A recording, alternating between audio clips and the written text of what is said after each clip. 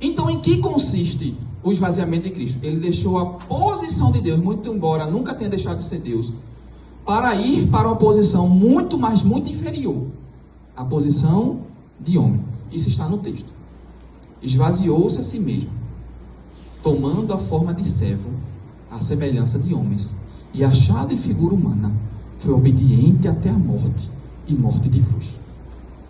Então esse esvaziamento foi ele sair da posição de divino para a posição de homem.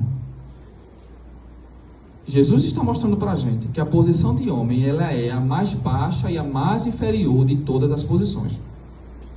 E Paulo poderia ter dito só isso, veja. Paulo poderia ter dito que ele saiu da posição de Deus e foi para a posição de homem. Então o esvaziamento de Cristo foi sair da posição de Deus para a posição de homem. É posicional.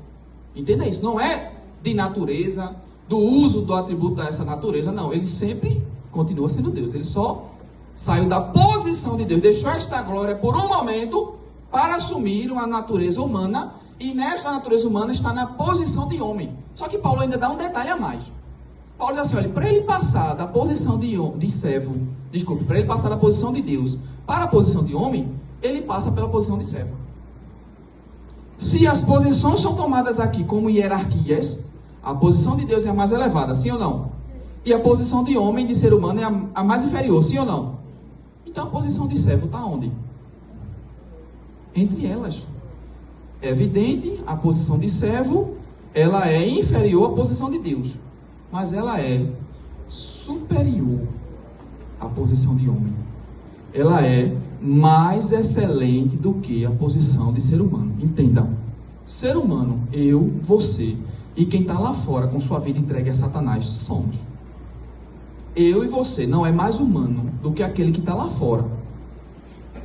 Sem Jesus na vida, sem o Espírito Santo de Deus na vida, sem o nome escrito no livro da vida, vivendo dissolutamente. Em que nós somos diferentes deles, em termos de humanidade? Em nada. Então, na posição de homem, todos nós, os que estamos aqui e os que estão lá fora, somos. Agora, o que é que nos torna diferentes deles?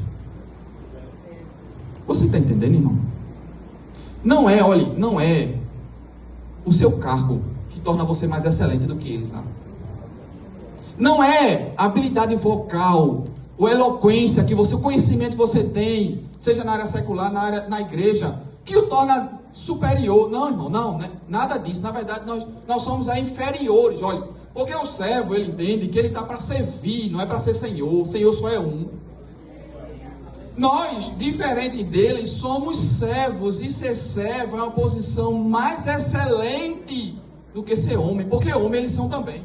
Ser humano, nós e eles, que não tem Jesus na vida, não tem o nome escrito no livro da vida, que não tem o Espírito Santo de Deus habitando no seu ser, são seres humanos também. Agora, servo, tem servo aí, irmão? Tem servo aí? Você é servo. Diga. Eu sou serva.